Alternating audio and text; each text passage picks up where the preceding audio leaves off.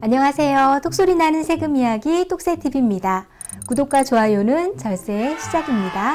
네, 오늘 이 시간에는 상속세를 신고할 때 어떤 서류들을 갖춰야 되는지 그 구비 서류에 대해서 알아보는 시간을 갖도록 하겠습니다. 세무법인 유조이 유의종 대표세무사님 모셨습니다. 안녕하세요. 네, 안녕하세요.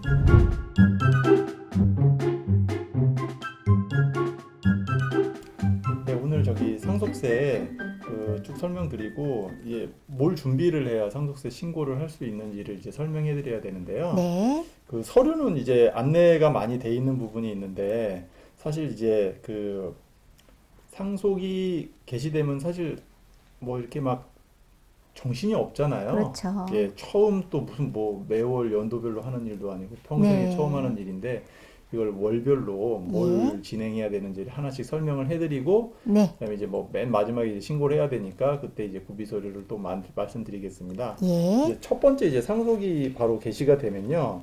이제 돌아가셨으니까 이제 상속 개시일이 세법에서는 가장 중요한데 그 사망 진단서를 받으셔야 돼요. 네. 그 사망 진단서에 언제 몇 시에 돌아가셨는 게 확인이 되고 그 날짜가 모든 날의 기준이 되니까요. 아. 예. 그다음 뭐 또는 이제 사망 진단서가 없으면 시체 검안서를 받으시면 되고 네. 이제 돌아가시면 이제 사업자 등록을 이제 사실 개인 사업자 같은 경우에는 이제 그 상속을 빼고는 명의 변경이 될 수가 없는데 이제 정정 신고를 이제 준비하시는 부분이 필요하고요. 네. 뭐 추가적으로 뭐 건강보험이나 뭐 신용카드, 인터넷 등 해지 신청하셔야 되고요.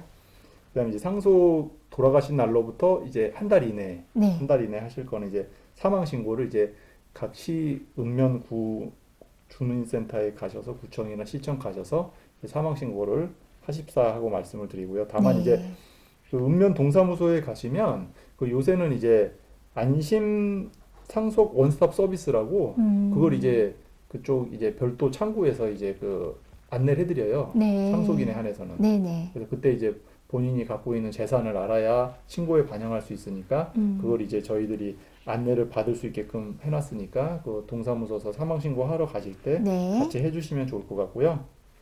이제 3개월이 되면은 상속 개시일로부터 3개월 되면은 이제 우리가 모든 상속 재산을 다 상속받는 경우에 있어서 이제 사실 자산이 보다도 빚이 많은 경우도 있을 수 있잖아요. 그렇죠. 그러면 이제 뭐 상속 포기를 할 수도 있고 또는 이제 자산의 범위 내에서 일부만 네. 부채를 차감한 일부만 그 상속을 받는 한정 승인을 받을 수도 있는데 그건 또 상속 개시일로부터 3개월 이내에 그 해당 가정 법원에서 그 결정을 네네. 받으셔야 돼요. 아. 그래서 그거는 이제 3개월 이내에 만약에 빚이 더 많으시다고 판단이 되시면 이제 그 변호사랑 상의하셔서 네. 뭐 어떤 뭐 절차가 더 좋은지를 결정하셔가지고 진행하시면 되고요.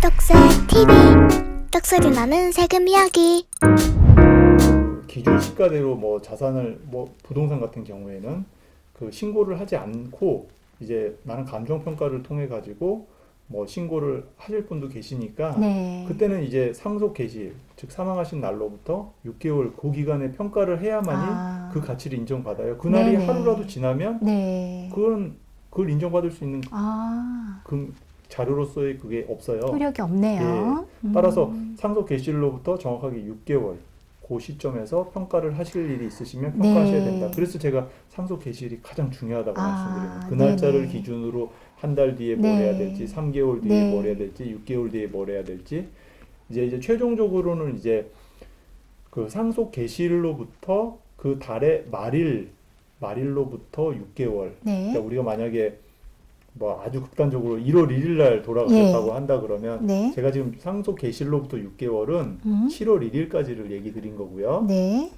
상속 개시일이 속하는 달의 말일이니까 네. 지금 1월 1일이면은 1월 31일이 되는 거예요. 그렇죠. 그러면 그때 6월 말은 7월 31일까지 네네. 그때까지 해야 될 일을 지금 또 말씀드리는데 아, 예. 첫 번째가 상속세 신고 기한이에요, 그날이. 네. 예, 그 달의 말일로부터 예. 6개월이.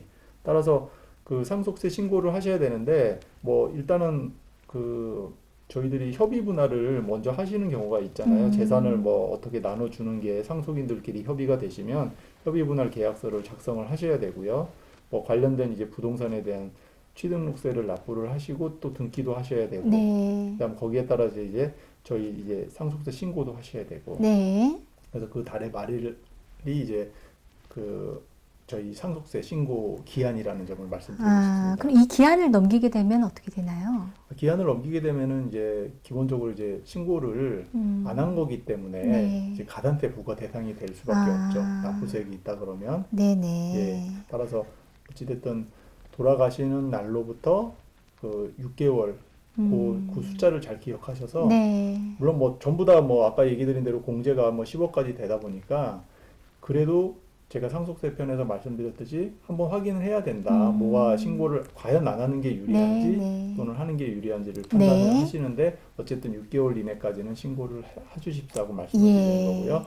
이제 신고할 때 그러면은 사실 구비 서류가 굉장히 많아요. 예. 그래서 이제 그 상속세 이제 6월 말까지 그 달의 말일까지 이제 신고 납부를 할 때 필요한 서류가 뭔지를 설명해 드려야 되는데요. 네. 이제 금융 관련부터 먼저 설명해 드릴게요. 네네. 금융은 이제 첫 번째는 이제 돌아가신 분이 이제 계좌에 잔액이 얼마 남은지를 이제 그 돌아가신 날을 기준으로 다 띄어야 되고요. 네. 또 두 번째는 이제 10년 동안 거래 내역을 또 확인해야 됩니다. 왜냐하면은 10년 동안의 사전 증여자산이라고 뭐 상속인이든 상속인 이외의 자에게 뭐 준 금액이 확인이 되면 그건 이제 상속세 신고할 때 네. 그걸 감안해야 되거든요. 예. 따라서 이제 10년 거치 거래 계좌 내역하고요. 네. 그다음 혹시 뭐 보험금을 수령할 수 있으면 보험금 납입 증명서 또는 뭐 중도 해약했으면 해약과 관련된 해약 환급 계산서 네. 또 이제 금융이다 보니까 부채가 또 있을 수 있잖아요. 그럼 이제 뭐 대표적으로 상속 개시일 이후에 뭐 카드 명세서나 뭐 네. 병원비 같은 건 나중에 정산하니까 그렇죠.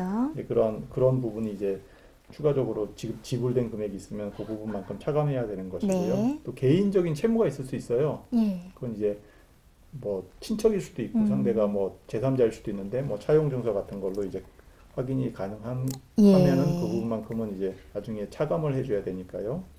그다음 두 번째는 이제 부동산입니다. 부동산은 이제 어찌됐든 뭐 등기부 등본이나 토지 대장, 뭐 건축물 대장, 뭐 주택이 뭐 준공이 안 된 상태라면 뭐 분양 계약서나 뭐 이런 부분에 대한 부동산 내역이 확인이 돼야 될 것이고요. 네. 그다음 추가로 뭐 누가 세입자가 산다 그러면 또 임대 계약서를 받아야 그 전세금을 이제 부채로 공제해 줄 수 있고 네. 또 근저당이 설정돼 있다고 하면 이제 근저당만큼 이제 또 차감을 해줘야 되는 것이니까요. 그다음에 이제 기타 자산으로 이제 그 퇴직금 같은 게 받으실 수 있으니까요. 퇴직소득 원천징수 영수증을 주시면 되고요. 네. 뭐 혹시 신탁재산이라 그러면 신탁잔액증명서, 또 법인의 대표일 수 있잖아요. 법인의 대표는 또 법인의 가수금, 가지급금과 네, 또 다 네. 연관이 돼 있으니까 네. 그건 또 채권 채무가 또 그것도 신고하셔야 되고요. 그다음 뭐 자동차 등록증, 그다음 혹시나 이제 본인 명의가 아닌 차명이라 그러면 실질 과세에 따라서 차명재산 또한 신고를 하셔야 되고요. 그다음에 이제 끝으로 이제 필수 공통 서류인데요. 첫 번째는 이제 아까 얘기 드린 사만 진단서, 그걸 봐야 네. 이제 상속 개시를 확정할 수가 있으니까요. 그다음 재적 등본, 네. 기본 증명서, 가족관계 증명서, 그걸 알아야 그 인적 공제를 어떻게 해줄지 네네. 또는 이 사람 간의 관계에 따라 가지고 뭐 돈이 갔으면 증여세 할 때 그 관계에 따라서 공제가 다 달라진다고 말씀드렸듯이 그걸 파악하기 위해서 달라는 거고요. 그다음에 장례비, 또 채무 공과금 내역서, 그건 이제 뭐 납골당이나 뭐 이런 부분, 또 묘지, 봉안시설 이용료 이런 영수증 같은 거를 주시면 저희들이 그건 반영을 해야 되는 것이고요.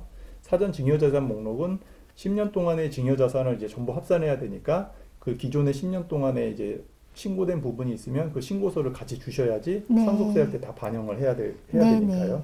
이제 끝으로 이제 상속재산 분할 협의서인데 그 분할 계약서를 작성을 하시면 그걸 보내주셔야 그 상속인별로 분할된 뭐 정말 분할했는데 한 푼도 안 받았다 상속재산을 그런 분은 이제 상속세를 낼 수가 없으니까 네네. 이제 그런 부분을 그 계약서를 통해 가지고 저희가 파악을 해야 되고요. 만약에 분할이 이제 협의 분할이 아니라 그러면 이제 법정 지분으로 분할이 들어가는데요. 그럼 배우자하고 자녀 이렇게 있을 때 배우자가 1.5, 네. 뭐 자녀 두 분이면 1대1 이런 식으로 네. 해서 상속재산은 법정 지불로 분할하게 되어 있습니다. 아, 지금 필요한 이 서류들만 말씀을 듣는데도 제가 숨이 찰 정도로 굉장히 많습니다. 이래서 이 상속세 관련해서는 6개월 프로젝트라는 게 이게 뭐 한두 달, 한 3개월 해서 일이 끝날 일이 아니네요. 네, 굉장히 아마- 챙겨야 될 게 많네요. 네, 아마 제가 이 방송을 통해서 이거를 지금 유선으로 설명 드린다는 건 좀 한계가 네. 있을 수밖에 없고요. 네. 어찌됐든 뭐 상속이 개시된다고 하신다면 저희들이 뭐 또는 다른 세무 대리인 분들께서 이런 아마 구비 서류를 안내하실 거예요. 예, 챙겨주시지만 또 미리 들어놓으시면 네. 아, 사후에 이런 것들이 필요하니까 조금 미리미리 또 챙겨주실 수가 있겠네요. 네네네. 상속세를 신고할 때 구비해야 되는 서류를 오늘 마지막으로 해서 상속증여세 편 마무리를 짓도록 할게요. 네네. 예, 아주 너무 자세하게 설명을 잘 해주셔서 큰 도움이 될 것 같습니다. 네. 자, 수고해 주셔서 고맙습니다. 네, 감사합니다.